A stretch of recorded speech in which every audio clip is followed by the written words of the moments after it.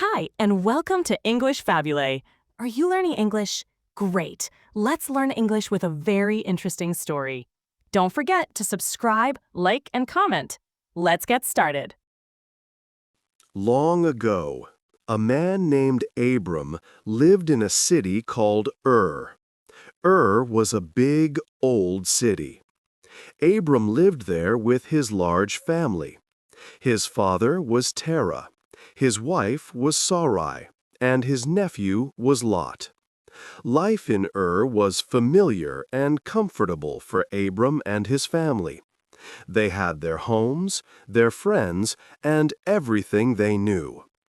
Then, one day, something very important happened. God spoke to Abram directly. God gave him a big and surprising instruction. He told Abram to leave his home, his country, and all his relatives. God wanted Abram to go to a new land, a place that God Himself would show him. This was a very difficult request. Abram was 75 years old at this time. Leaving everything he knew for an unknown future took great courage and trust. But with this challenging instruction, God also gave Abram a wonderful promise. God said, "I will make you into a great nation." This meant Abram would have many, many children, and his family would become huge. God also promised to make Abram's name famous. Most importantly, God promised to give him a new land and said, "All peoples on earth will be blessed through you." This was a powerful promise of a great future for Abram and his family, and even for others. Abram decided to trust God completely. He chose to obey this big instruction. So, Abram, his wife Sarai, and his nephew Lot gathered all their belongings. They took their servants and all their animals. They left Ur and began their long journey. This was the very beginning of an incredible journey of faith moving towards an unknown land and a promised future, all because Abram listened to God's voice. 2. The long journey. Abram, his wife Sarai, and his nephew Lot began their long journey. They left their home in Haran, taking their animals and all their belongings. Many servants also came with them. Their path led them south towards the land of Canaan, a special place God had promised. Abram was 75 years old when he started this big trip, trusting God's words. They traveled for many weeks, finally arriving in Canaan. But soon a big problem arose. There was no food. A severe famine spread everywhere, making it impossible to find enough to eat. Abram and his large family needed food to survive. So they decided to move again. They went south to Egypt, a rich land known for its food and water. As they got close to Egypt, Abram felt worried. Sarai, his wife, was a very beautiful woman. Abram thought, "The Egyptians will see Sarai and want her. They might kill me to take her." To protect himself, Abram asked Sarai to tell everyone she was his sister. Sarai agreed to this difficult request. When they entered Egypt, people quickly saw Sarai's beauty.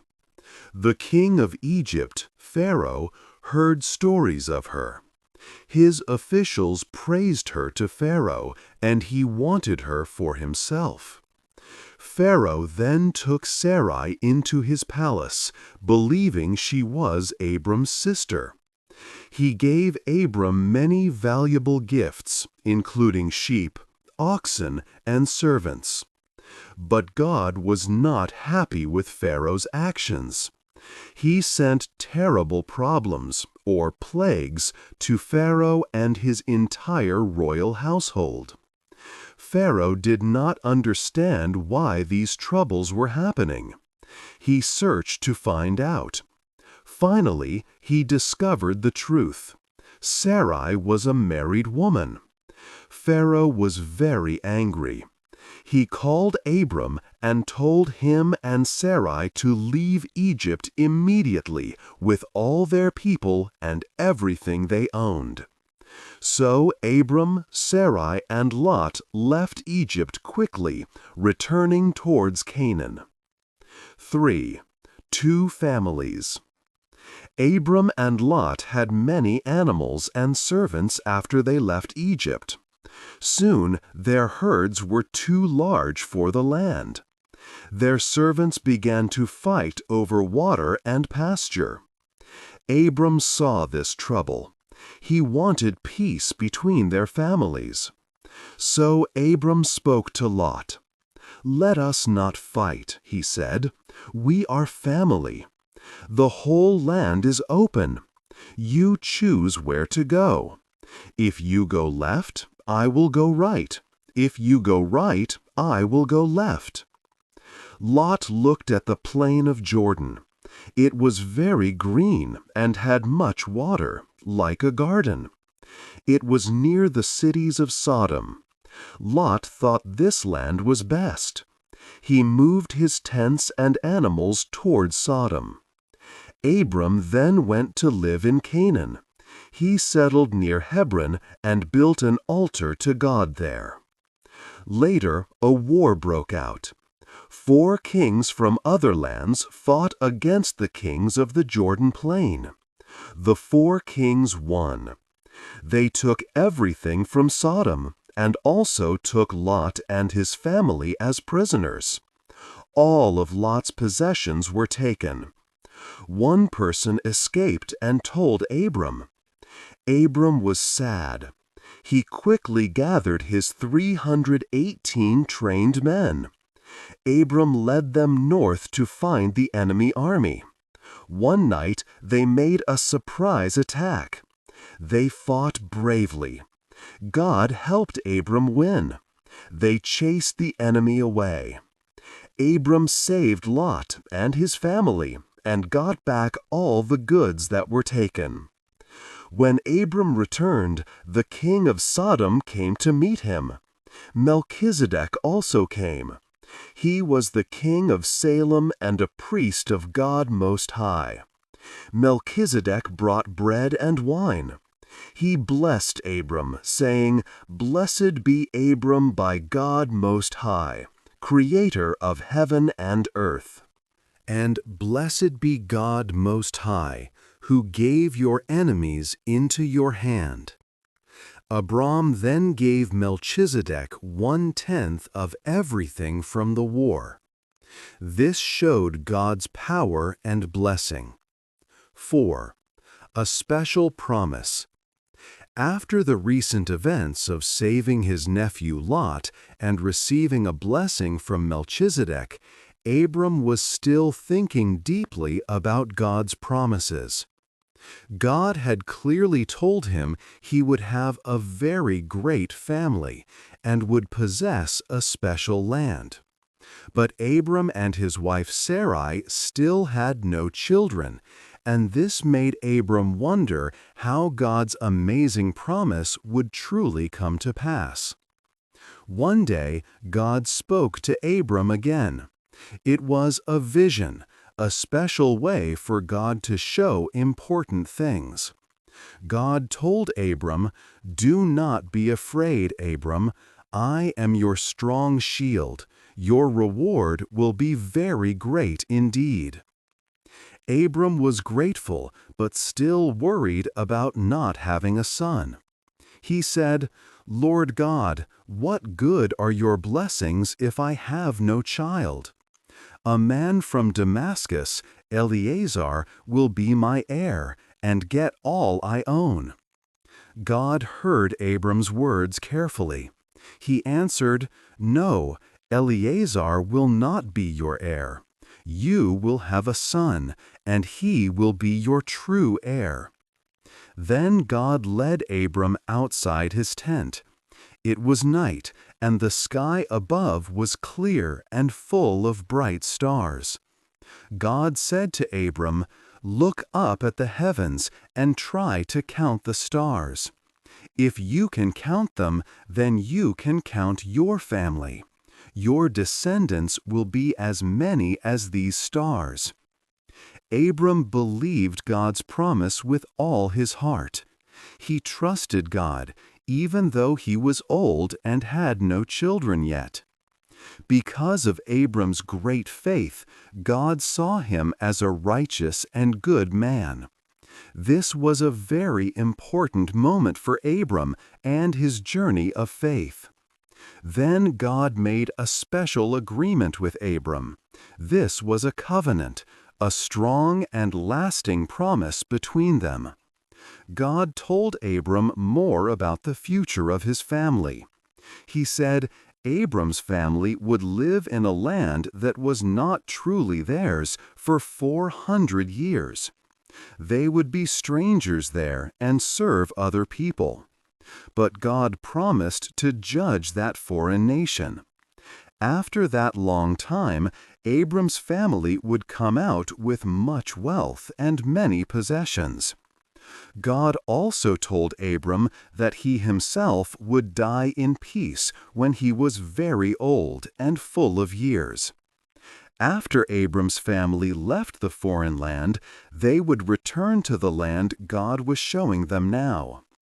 God then named the extensive lands that Abram's future family would receive. These lands belonged to different groups of people. God listed them all: the Kenites, the Kenizzites, the Cadmonites, the Hittites, the Perizzites, the Rephaims, the Amorites, the Canaanites, the Girgashites, and the Jebusites.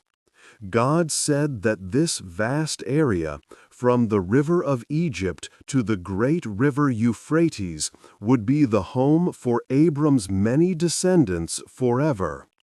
This was a truly great and special promise, showing God's constant faithfulness to Abram. 5. A new name and a baby. Abram and Sarai had lived in the land of Canaan for 10 long years. Still, Sarai had no children. She felt sad and wondered how God's promise of a great family for Abram would come true if she could not have a baby. One day, Sarai spoke to Abram. "Look," she said, "God has not allowed me to have children. Please go to my Egyptian helper, Hagar. Maybe she can have a child for us, and through her we can build a family." Abram listened to Sarai's idea. So Abram went to Hagar, and soon Hagar became pregnant. When Hagar knew she was going to have a baby, she began to act proud. She looked down on Sarai, her mistress. This made Sarai very upset and angry. Sarai treated Hagar badly, and Hagar could not bear it. So Hagar ran away from the camp, trying to escape into the wild desert. As Hagar walked, an angel of God found her near a water spring on the way to Shur. The angel asked Hagar why she was running away. Hagar told the angel about Sarai. The angel told Hagar, "Go back to your mistress and obey her." The angel also told Hagar good news. "You will have a son, and you must name him Ishmael." The angel explained that Ishmael would be a wild and free man, and his family would be many. Hagar then returned to Abram's home. Abram was 86 years old when Hagar gave birth to her son, Ishmael. 13 years passed after Ishmael's birth. When Abram was 99 years old, God spoke to him again. God told Abram, "I am Almighty God. Live before me and be perfect." Then God changed Abram's name. "Your name will no longer be Abram," God declared. "From now on, your name will be Abraham, because I will make you a father of many nations." The new name, Abraham, clearly meant father of a multitude, or father of many. God also changed Sarai's name. "As for Sarai, your wife," God said, "you will no longer call her Sarai. Her new name will be Sarah." God blessed Sarah and added, "I will give you a son through her. She will be the mother of nations, and kings of peoples will come from her." Abraham heard this amazing promise. He fell down laughing. He thought in his heart, "Can a man who is 100 years old have a child? And can Sarah, who is 90 years old, really give birth?" He found it hard to believe because of their old age. But God's promise was firm. Immediately after this talk with God, Abraham followed God's command. He had all the men in his house, including himself and his son Ishmael, circumcised as a special sign of the agreement with God. 6. 3 visitors. It was a very hot day. Abraham was sitting near the entrance of his tent in Mamre, trying to find some shade. He looked up and saw 3 men standing a little distance away. They did not look like normal travelers. Abraham quickly stood and ran to meet them, bowing low to the ground as a sign of deep respect. He said, "Please, sirs, do not pass by my home. Let me offer you some water to wash your dusty feet and rest under this tree." He truly wanted to be a good host. The men agreed to his kind offer. Abraham hurried into his tent and called to Sarah, his wife. "Quickly," he said, "get some good flour and make fresh, warm cakes for our guests." Then he ran to his herd and chose a tender, fat young calf. He gave it to a servant, telling him to prepare it quickly. Abraham also brought out fresh curds and milk. When all the food was ready, he set it before the 3 men under the shade of the tree, and he stood by them respectfully as they ate. While they were eating, one of the special visitors spoke to Abraham. He said, "I will surely return to you next year at this very time. And when I come back, your wife Sarah will have a son." Sarah was listening from inside the tent, just behind the entrance. She heard every word. She was very old, almost 90 years old, and Abraham was 100. She thought to herself, "Can I really have the joy of a child now that I am so old and past the time?" And she laughed quietly inside her heart. The visitor knew what she was thinking, even though he couldn't see her. He asked Abraham, "Why did Sarah laugh? Why did she doubt that she could have a son at her age? Is there anything too hard for God to do?" Sarah was frightened because her thoughts were known. She quickly said, I did not laugh." But the visitor looked at Abraham and said, "No, you did laugh." After they finished their meal, the 3 men stood up. Abraham walked with them as they began to leave. From where they stood, they could see the cities of Sodom and Gomorrah in the distance. The visitors then spoke about these cities. They said that the cries of the people's sins were very great, and that God had decided to destroy these wicked cities. Abraham became very concerned because his nephew, Lot, lived in Sodom. He stepped closer to God and began to plead for the cities. "Will you truly sweep away the good people with the wicked?" Abraham asked. "What if there are 50 good people living in Sodom? Will you still destroy it and not spare the place for the sake of the 50 good people?" God answered, "If I find 50 good people in Sodom, I will spare the whole city for their sake." Abraham, feeling bolder, spoke again. "What if there are only 45 good people, or 40? He kept asking, lowering the number each time. He pleaded for 30, then 20.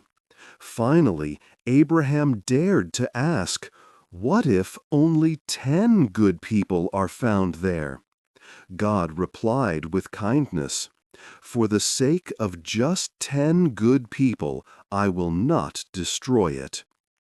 After this conversation, the two visitors who were going to Sodom departed. The third visitor, who was God, also left Abraham.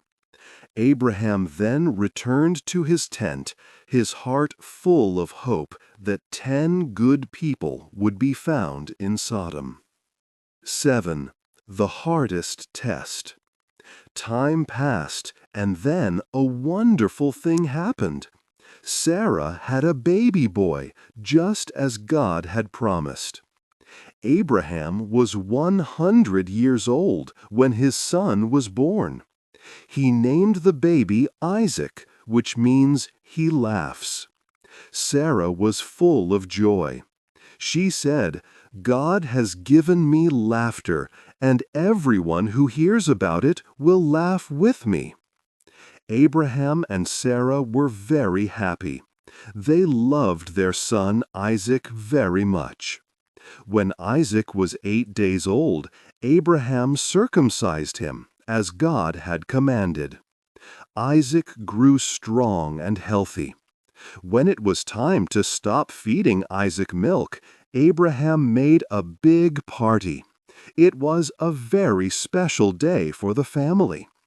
Later, God decided to test Abraham in a very difficult way. God spoke to Abraham and said, "Take your son, Isaac, your only son, whom you love. Go to the land of Moriah and offer him there as a burnt sacrifice on one of the mountains I will show you." This was the hardest test Abraham had ever faced. To sacrifice his son, the child of God's promise, seemed impossible. But Abraham trusted God. He knew that God always kept his promises, even when things were hard to understand. He was ready to obey God no matter what. Early the next morning, Abraham woke up. He cut wood for the sacrifice and put it on his donkey. He took Isaac and 2 of his servants. Then they began their long journey to the place God had shown him. For 3 days they walked. Abraham knew what he had to do, and his heart was heavy, but he continued to trust. On the 3rd day, Abraham saw the place far away. He told the servants, "Stay here with the donkey. My son and I will go up there to worship, and then we will come back to you." Abraham put the wood for the sacrifice on Isaac's shoulders. He carried the fire and the knife. As they walked together, Isaac asked his father, "Father?" Abraham answered, "Yes, my son." Isaac then said, "We have the fire and the wood, but where is the lamb for the burnt offering?" Abraham looked at his beloved son and replied, "My son, God himself will provide the lamb for the burnt offering." He did not tell Isaac the truth, but he truly believed God would provide. They walked on, silent. When they came to the place God had told him about, Abraham built an altar there. He put the wood in order on the altar. Then, with great sadness, he tied his son Isaac and placed him on the wood. Abraham took the knife and raised his hand to sacrifice his son. It was a terrible moment. But at that exact time, an angel of the Lord called to him from heaven. "Abraham, Abraham," the angel cried. Abraham answered, "Here I am." The angel said, "Do not lay a hand on the boy. Do not do anything to him. Now I know that you truly fear God, because you have not held back your only son from me." Abraham looked up, and behind him he saw a ram caught by its horns in a bush. God had provided a sacrifice. Abraham went and took the ram. He offered it as a burnt sacrifice instead of his son Isaac. He named that place, "The Lord Will Provide." Because of Abraham's great faith and obedience, God blessed him again. God promised to make his descendants as many as the stars in the sky and the sand on the seashore. God said that all nations on earth would be blessed through Abraham's family. After this, Abraham and Isaac went back down the mountain, and then they returned to Beersheba. 8. Abraham's long life ends. Sarah, Abraham's beloved wife, passed away. Abraham bought a special cave in Hebron to bury her. This land was called the Cave of Machpelah. It was the first part of the Promised Land that Abraham's family truly owned. This showed God's promise beginning to come true. After Sarah died, Abraham married another woman named Keturah. With Keturah, Abraham had 6 more sons: Zimran, Jokshan, Medan, Midian, Ishbak, and Shua. He gave these sons gifts, but he gave almost everything he owned to Isaac, his son by Sarah. Isaac was the son of the special promise. Abraham lived a very long life. He saw his son Isaac grow up and get married. He even saw his grandsons, Jacob and Esau, born. Abraham died when he was 175 years old. He passed away peacefully, full of years and faith. His sons, Isaac and Ishmael, buried him next to Sarah in the cave he had bought. Abraham's life showed great trust in God. He became known as the father of many nations, just as God had promised him long ago. What do you think was the most important lesson from Abraham's long life of faith? Hey there! Just a second before you go. If you learned something new today, please give this video a like, write your thoughts in the comments, and subscribe to the channel. It only takes a second, and it really, really helps to create even better English videos for you. Your support means the world. Thank you.